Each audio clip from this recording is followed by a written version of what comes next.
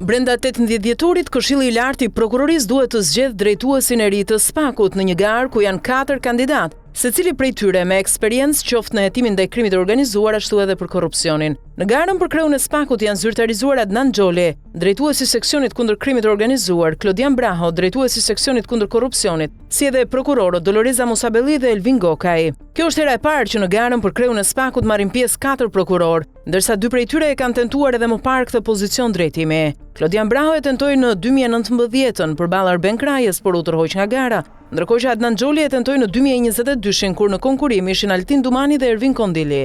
Nga votimi në KLP në 2022, Xholi mori mbështetjen e vetëm një prej antarëve, ndërsa e gjithë loja zhvilloi mes Dumanit dhe Kondilit. Një lëvizje në momentet e fundit nga ish diplomatja Yuri Kim përmbysi në atko balancat, duke ndarë garën me vetëm një vot në favor të kreut aktual të SPAK-ut Altin Dumani, duke dhënë sinjalet se ai ishte i preferuar i amerikanëve në garën e 3 viteve më parë. Në garën aktuale për kreun e SPAK-ut, e cila është e fundit sa i takon prokurorisë speciale, pasi struktura ka një mandat 9 vjeçar, mbetet ende mister se cili nga kandidatët në garë kanë mbështetjen e amerikanëve. Megjithse më të tërhequr se 3 vite më parë, ndoshta edhe për shkak të mungesës së një ambasadori, SBA her pas here ka dhënë sinjalet se mbështesin SPAK-un në luftën ndaj krimit të organizuar dhe korrupsionit të zyrtarëve të lartë. Fakti që në garë janë 4 kandidatë do të thotë se mundësia për fragmentarizimin e votave të 11 antarëve të KLP-s është edhe më e madhe. Ndërsa në momentin e votimit duhet të jenë të pranishëm minimalisht 7 nga 11 antarët e KLP-s. Zgjedhja e kreut të SPAK-ut kërkon shumicën e votave të antarëve prezent, çka do të thotë se nuk ka kufizime për numrin e votave që mund të marrë kandidati fitues. Disa takime në zyrat e SPAK-ut apo fotot publikuara nga vetë ambasada në Tiranë me prokurorë të caktuar janë përkthyer mediatikisht si një mbështetje që u jepet emrave të veçantë, duke tentuar në këtë mënyrë të krijohet ideja se cili është më i favorizuari. Ndërkohë, ditët e fundit janë publikuar detaje lidhur me presionet që janë përballur prokurorët e SPAK-ut, përfshi edhe garuesit për kreun e prokurorisë speciale si pasojë dosjeve që kanë hetuar. Nëse i referohemi qëndrimit të shpallur nga presidenti Donald Trump për luftën ndaj karteleve të drogës dhe organizatave kriminale, krijohet ideja se vazhdimësia e drejtimit të SPAK-ut do të jetë sërish nga një prokuror që ka eksperiencë në këtë drejtim, por që të 4 kandidatët e përfshirë në garë në periudha të ndryshme kanë hetuar organizata kriminale, përfshi edhe trafikun e drogës. Adnan Xholi prej 3 vitesh drejton seksionin e krimit të organizuar, një rol kyç në luftën kundër korrupsionit dhe krimit të strukturuar. Ai ishte një nga prokurorët që hetoi Fredi Belerin për korrupsion zgjedhor. Më pas ka hetuar dhe zbardhur atentatin ndaj prokurorit Arjan Doi në nëntor 2019, e cila pas bërthimit të Sky ECC ka prodhuar edhe 2 dosje të tjera ku është ekspozuar aktiviteti kriminal i grupit në fushën e trafikut ndërkombëtar të lëndëve narkotike,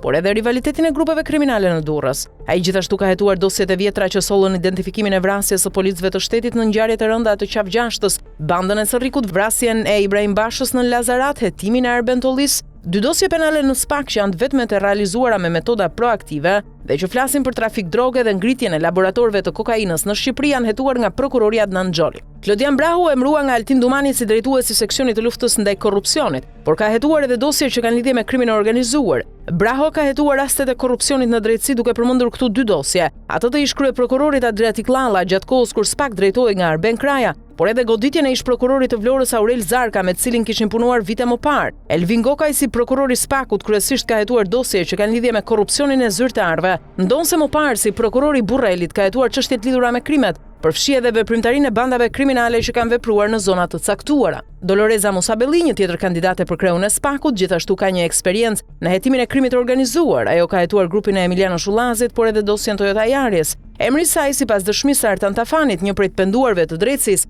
ishte në listën e grupit të Laert Haxhis për tu eliminuar. Pothuajse të gjithë prokurorët që synojnë kreun e SPAK-ut kanë eksperjenca në drejtim, pasi ose kanë drejtuar seksionet veçanta brenda prokurorive, ose kanë drejtuar prokuroritë e rrethave, ku kanë qenë para se t'i bashkoheshin prokurorisë krimeve të rënda e më pas SPAK-ut. Çfarë po ndodh me drejtuesin e BKH-s? Një tjetër garë është ajo për zgjedhjen e kreut BKH-s, një proces që është stopuar prej gati 2 muajsh. SPAK përfundoi fazat e konkurimit kandidatëve që synonin kreun e BKH-s, ndërkohë që mandati Aida Hajnet, drejtuese së parë të asaj që konsiderohej si FBI-a shqiptare, përfundoi më 31 gusht. Nga kjo datë, BKH po drejtohet nga zëvendës kryetari i saj Joni Keta, i cili gjithashtu është një prej emrave që shpreson të marrë drejtimin e byros, bashkë me 6 kandidatë të tjerë të kualifikuar që janë Andi Pogaçi, Artur Beu, Elton Korluku, Gentian Ndoi, Gentian Sheaj dhe Gledis Nano. E kur mendoi se procesi do të përmbyllej, ajo që po e mban zvarri janë dokumentet që disa institucione duhet të depozitojnë lidhur me pastërtinë e figurës së kandidatëve, kontaktet e tyre e pasurim. Dhe këtu, sipas raportimeve, procesi është ndalur. Kreu i BK-s, ashtu si edhe ai i SPAK-ut, zgjidhen nga KLP dhe duket se proceset janë të ndërvarura.